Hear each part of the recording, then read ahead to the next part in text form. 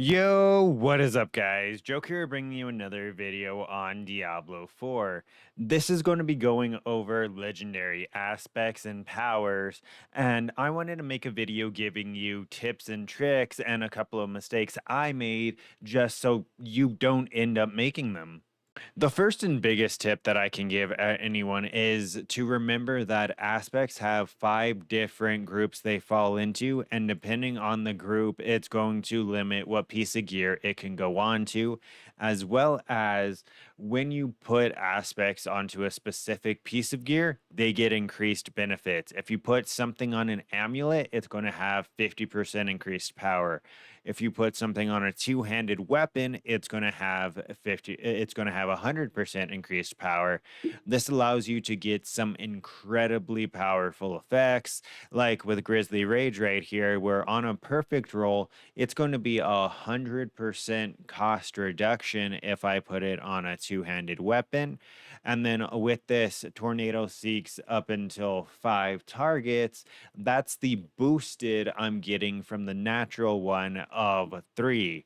So you're going to want to keep that in mind, just because you'll get to a point where you're building your gear that you'll accidentally extract a power, but then you won't have a slot to put it in.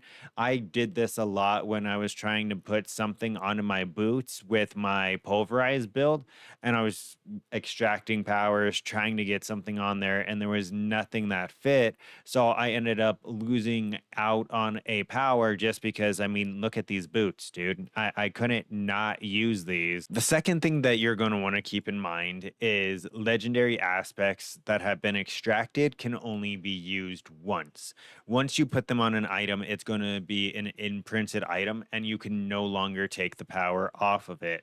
This is extremely important to keep in mind when you look at perfect legendary aspects, because I can count the amount of perfect legendary aspects I've gotten that are useful on my hands, right? So it's not a whole lot.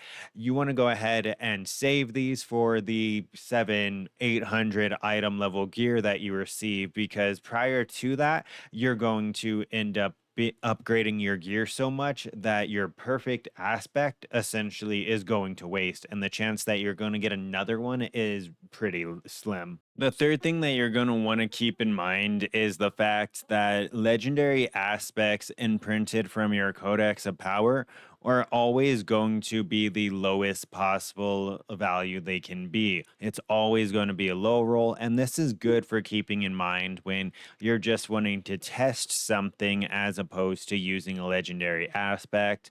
That may not be a perfect roll, but maybe like a mid roll, right? If the power is in the Codex of Power, you're going to want to actually come over here and just test out what you're trying to do with the minimum power level. That way you don't end up wasting the additional resource of the better aspect. And that brings you to the end of this video. I hope these tips help you out. I keep hearing or seeing people making some of these common mistakes. Aspects aren't that complicated, but unless you take the time to actually read them, you can make some of these common, easy mistakes. And like I said, I don't want you wasting your perfect aspects and having a trash piece of gear that you're kind of guilted into using because you have a perfect aspect imprinted onto it. But once again, like I said, it's the end of the video. Don't forget to like, comment, and subscribe to stay up to date with this and future content. And until next time, take care.